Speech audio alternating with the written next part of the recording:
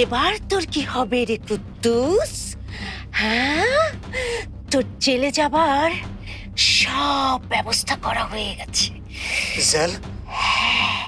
তোর চিৎকার এবারে সবাই যেন শুনতে পায়। চিৎকার কর, চিৎকার কর।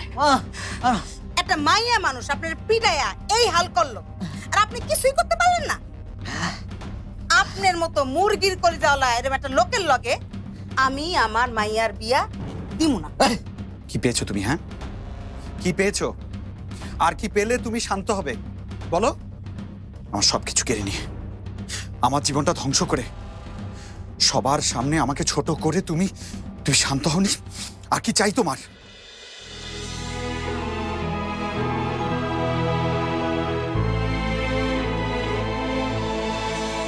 তুমি যদি চাও সায়রার কোনো ক্ষতি না হোক, তাহলে তুমি আমার সঙ্গে দেখা করতে আসো।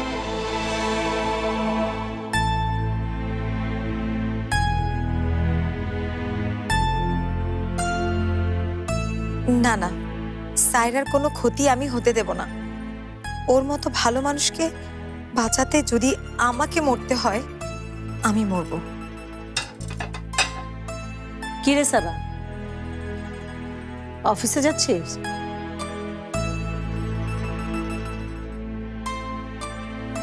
কি রে, কি হয়েছে? কি নিয়ে এত টেনশন করছিস? কিছু না মা, ওই অফিসেরই একটা কাজ। সারাদিন আমাদের নিয়ে চিন্তায় থাকিস, তার উপরে অফিস। এত টেনশন নিস না তো মা, এত টেনশন নিস না। মা শোনো,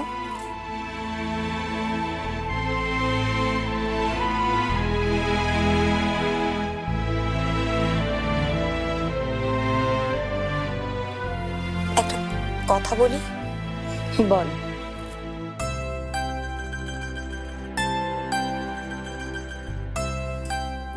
মানে যদি আমি দূরে কোথাও তোমাদের সবাইকে ছেড়ে দূরে কোথাও চলে যাই আর আর কখনো ফিরে না আসি,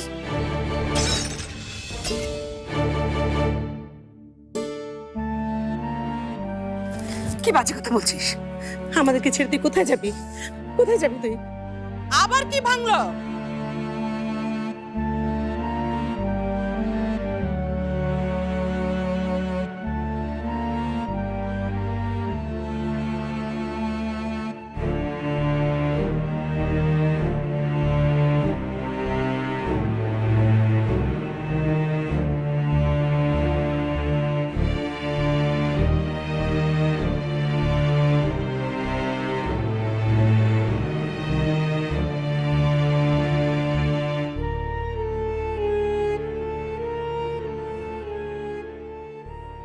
আমার প্রিয় শখের গ্লাসটা মামি মিলে ভেঙে ফেললি।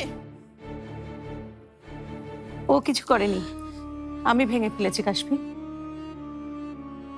ইস, আবার বাহাদুরি করে বলছে আমি ভেঙেছি। গ্লাসের দাম কত জানেন? এক পয়সা সংসারে দেওয়ার মুরুদ নেই, পারে শুধু ক্ষতি করতে।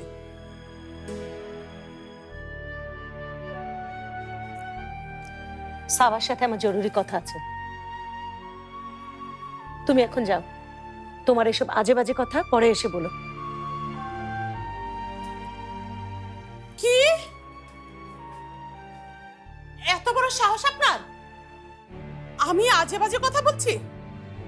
এই কথা বলতে আপনার বুকটা একটুও কাঁপলো না? কাঁপবে কেন?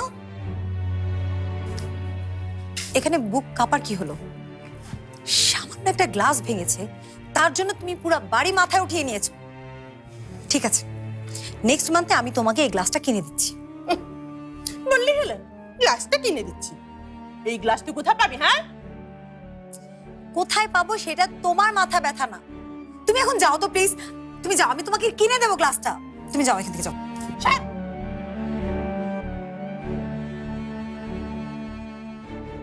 আমার বাড়িতে থেকে আমাকে বলছেন চলে যেতে?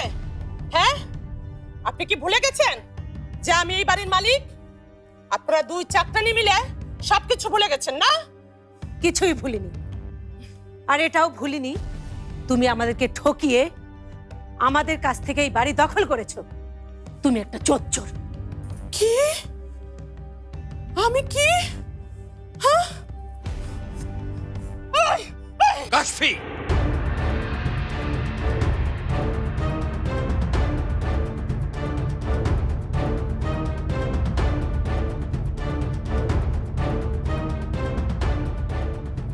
এতদিন অনেক অপমান করেছো, অসম্মান করেছো, আর আজ গায়ে হাত তোলার স্পর্ধা দেখাচ্ছ। এতটাই অমানুষ হয়ে গেছো তুমি। আপনি না জেনে কথার মাঝে আসবেন না। উনি আমার শখের গ্লাসটা ভেঙে ফেলেছে, কোথায় মাফ চাইবে তা না। তোমার ভাবে মাপ চাইবে তোমার কাছে? ভুল করলে তো চাইতেই হবে।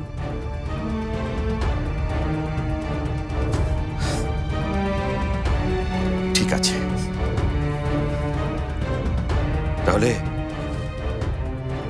আমি মাপ চাইছি, আমাদের মাপ করে দাও। আব্বু, এটা তুমি কি বলছো? তুমি কেন মাপ চাইবে? আমি আমি ঠিকই বলেছি, মাপ তো আমিই চাইব। মাপ তো আমারই চাওয়া উচিত।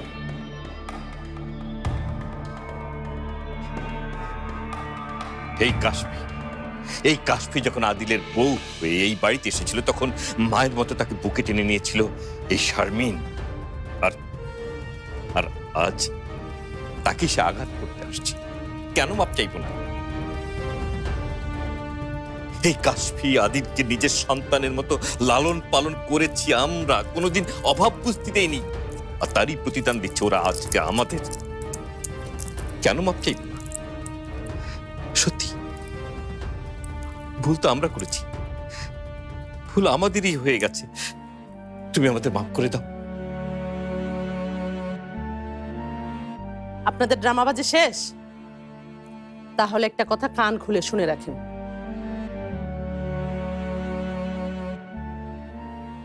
আপনারা এই বাড়ি ছাড়লে আমি হাফ ছেড়ে বাঁচি।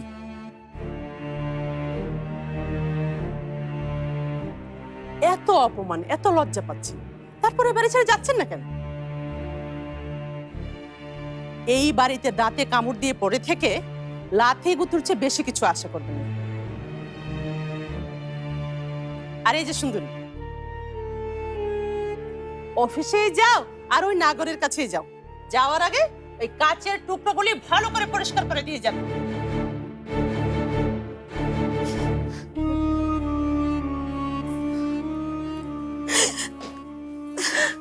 আর কত অপমান, আর কত অপমান করলে তুমি এই বাড়ি ছেড়ে যাবে বলতে পারো?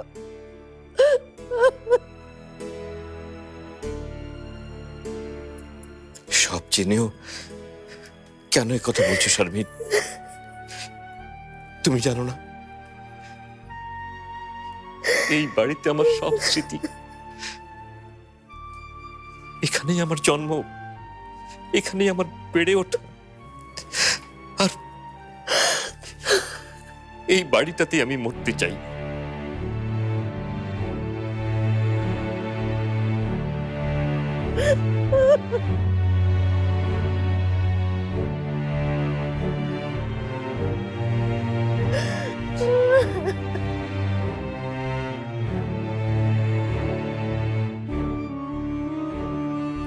তুমি মরবে কেন আব্বু? মরবো তো আমি। আমি একটা অভিশাপ। আমার জন্যই তোমাদের আজকের এই অবস্থা। তাই তাই আমি চলে গেলে তোমাদের ভালো হবে আব্বু, ভালো হবে।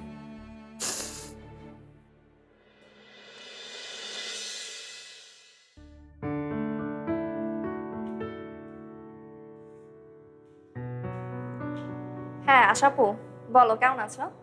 হ্যাঁ, আমরা তো ভালোই আছি। তুই ও বাড়ির খবর বল। কুদ্দুস ফিরেছে বাড়িতে? তোর কোনো ক্ষতি? উফ, ওই নেংটি ইঁদুরটা আমার ক্ষতি করবে?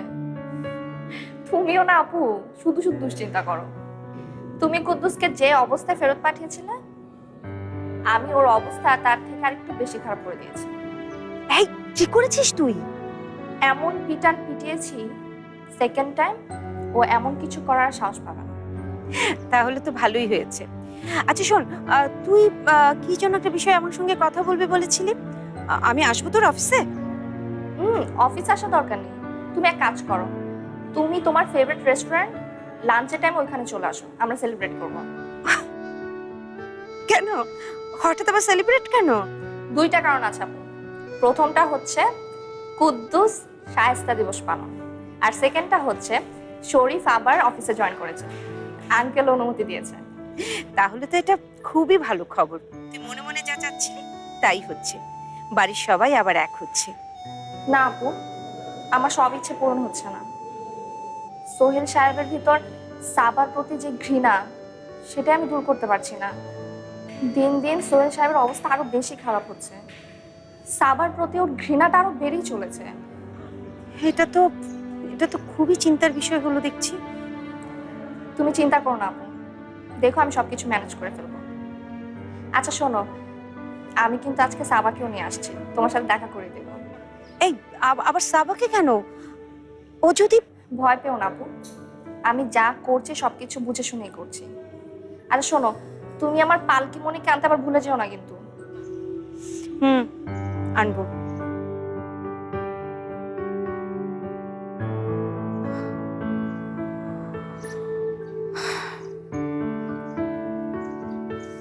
আমি জানি সায়রা, তোর মনটা খুবই সরল, আর এই সরলতার সুযোগই সবাই নেয়।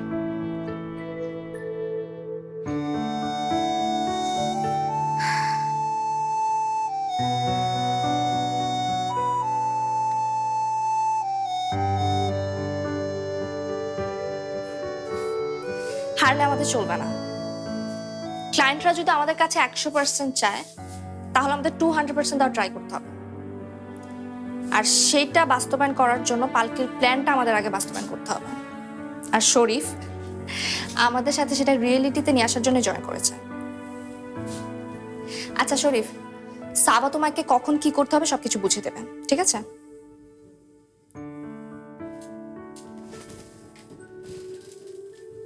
সাবাবুর সাথে আমার কাজ করতে হবে?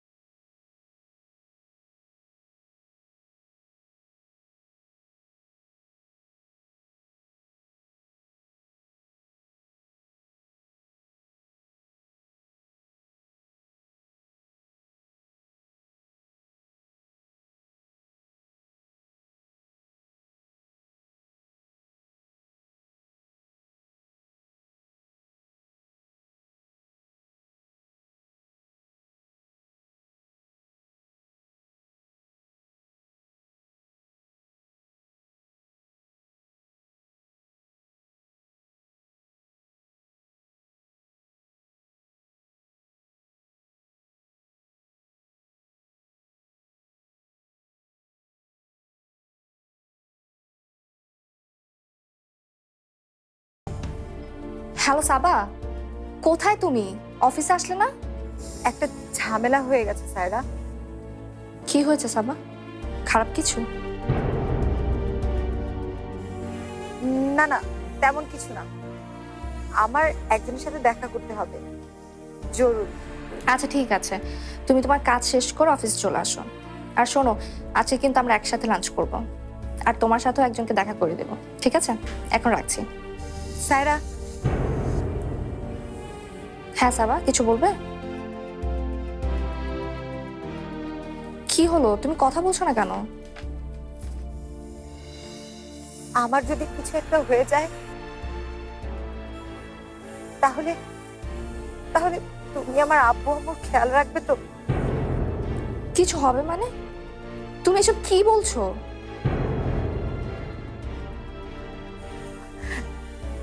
না না, কিছু না।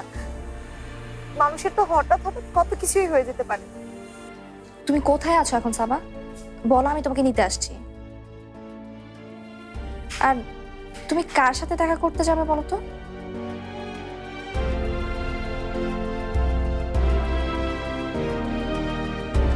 হ্যালো সাবা?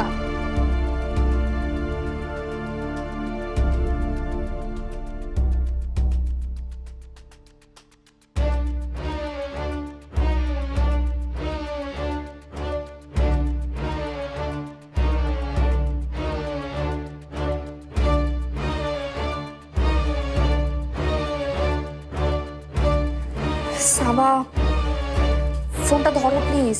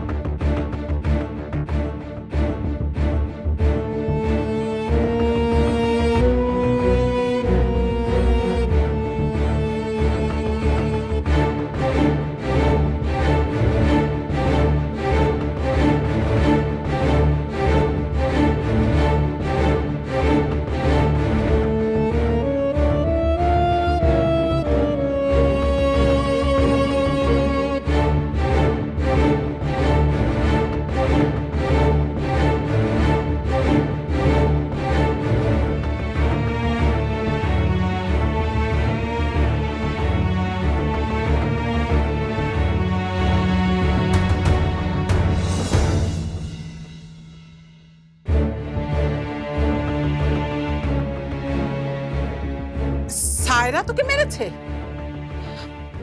আর তুই চুপ করে সহ্য করেছিস? কাউকে চিৎকার করে ডাকতে পারলি না? এইসব কি হলো? এইসব কি হলো? আমার সাথে কেন এরকম হয় বলো? আমার সাথে কেন এমন হয়? সোহেল কি বলেছে জানো? সোহেল বলেছে পালকের জন্য নাকি এবারও আমি বেঁচে গেলাম। পুরুষ মানুষ হইয়া একটা মায়ের কাছে মায়ের খাইতেছি, কেমনি চিল্লাই কোন? আমার তো একটা লাজ লজ্জা আছে নাকি? দরকার হলে লাখ টাকা খরচ করে আমরা রক্ত কিনবো শরীফ, তবু ওই সাবার রক্ত আমি তোর ভাইয়ের শরীরে যেতে দেব না।